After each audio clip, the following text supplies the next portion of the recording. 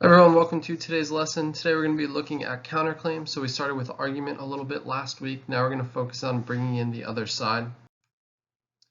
So that's exactly what our focus will be, trying to incorporate the opposition's argument, considering how to bring it into our writing and how we can argue against it. Before we do that, I want to look at some big issues that have come up in the book. We're going to use this as we practice opposition today. So as I ask each of these questions, just get your first impression because you'll come back to one of these and have to pick a side on it. So the first one is, we see Penelope in some pain in the chapters we just read. So do you think that Penelope's pain, her bulimia, deserves as much sympathy as Arnold's pain or struggles, the racism he has to deal with? So is Penelope's pain as big and as present and worth as much focus as is Arnold? So decide which side of that you're on, yes or no. The next one is Rowdy. We see a little bit of background about Rowdy's father. So do you think that Rowdy is responsible? So the statement is Rowdy is not responsible for his anger, his dad is. So decide if you agree or disagree with that one. And then the last one, Arnold and Penelope start dating.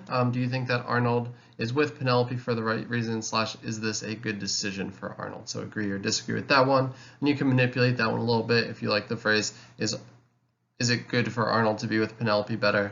You can focus on that aspect of the issue. So we looked at what an argumentative paragraph should look like last time. You have an introduction, you have text evidence, you have an explanation, you have a citation in there. So this is kind of going to be the base. Like, we want to make sure that we have this down, and we're going to bring most of these pieces into our counterclaim paragraph. And I'll keep showing you the color highlights so you can kind of see like what should each part look like. Like you see like the introduction clearly says what my side is. There's a lot of detail in there. The explanation has a lot of detail. The text evidence is small. I'm not going to have the text evidence be 75% of my writing. Most of it should be in my words. The text evidence there is just there kind of to support myself. So bringing in the other side, the paragraph gets kind of lengthy when we do this, so you'll see there's a lot of different points here. There's kind of 8 things we want to do. We're going to start by starting with their argument. So we're going to show the other side first. The idea is that we're going to present that, and then by the end, we're going to defeat that. So when you've all been working on the argument, most of the feedback I've been giving is that you want to make sure that you have an argument that has 2 clear sides. If you've won the argument before you started, it's not actually an argument. So if there's not 2 sides that can be clearly argued, then you shouldn't be using this argument. So as you're going through this process, you'll realize like, oh, there's not actually anything to say for the other side. I should probably use a different topic. All the ones we're going to use today as examples should work pretty well for this. So the steps you're going to do are, you're going to introduce the opposition. You're going to give a reason that the opposition would use to make their argument. You're going to support that side with a quote. You're going to explain why that quote is important or supports their argument. So essentially, you're just making a paragraph for the other side, and then you're going to make a paragraph for your side. So it's kind of like you're taking 2 paragraphs and putting them together. Halfway through, you're going to switch. You're going to say, actually, like the other side would say this, but my side's stronger because. So then you'll give your reason. Number 6, you'll give your quote to support. You'll give your explanation, and then you'll have a closing sentence that kind of puts that all together. So it's kind of just like mashing 2 paragraphs together, starting with their side, then coming to your side. So for that, you have to first make sure that you know what you're going to say for each. So kind of going through that process of, I got evidence for both sides. I want to make sure I know what each side is going to say. What is their reason to back it up? So the side I'm going with is Arnold is brave. Arnold is naive is the side that I'm going to work with. I'm saying that Arnold is naive because he doesn't realize the types and the depth of racism he's going to deal with. I have a quote that goes with that. So I also need to consider, what is the other side going to say? And does my argument kind of go along with that or defeat that? Is mine better or stronger? The other side, I think, would say something like, Arnold acknowledges how bad things are on his reservation and that he needs to get out no matter what. So that's what the other side is saying. So I have a clear picture of both sides. Now I'm going to take this, and it's not a process of necessarily just plugging it in because you have to do all that writing and connecting, but it almost is, where you kind of go step by step. You make sure you have all those pieces. As you're going through today's assignment, if you are good at this, today's assignment is going to feel like kind of intentionally too slow. If you need some work on this, today's assignment will hopefully be helpful with that. So this is the counterclaim paragraph I went through. It's all highlighted here. I'll give you color without all the colors if that throws you off. But I'm going to read through it, and you should be able to see how I go through each of those. And you'll see I just repeat the color. So essentially, I do the same thing twice. It's just taking 2 paragraphs and really kind of putting them together. I'm going to start with the other side.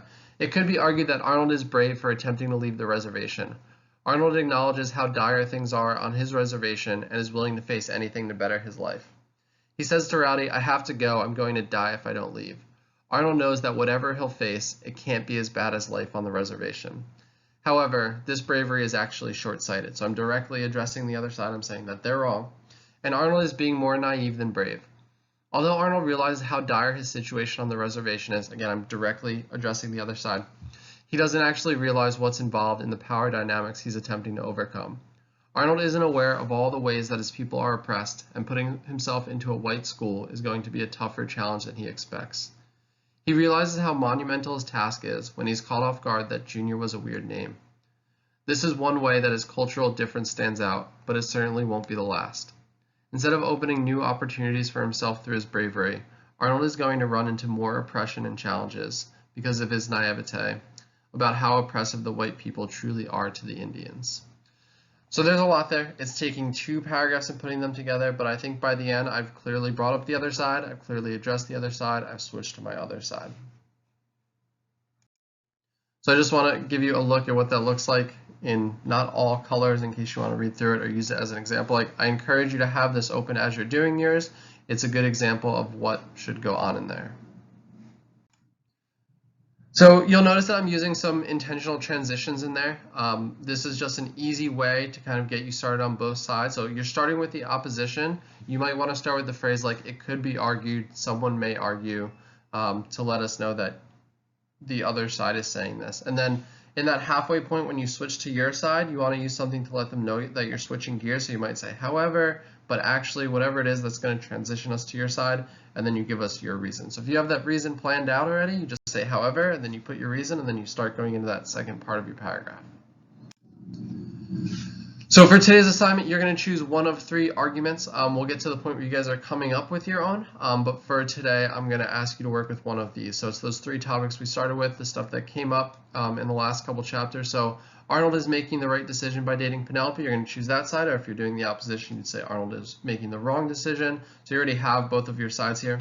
Penelope's pain deserves as much sympathy as Arnold's, or Rowdy is not responsible for his anger, his dad is. So you're going to choose one of those 3, choose which side you want to be on, and then write the counterclaim paragraph.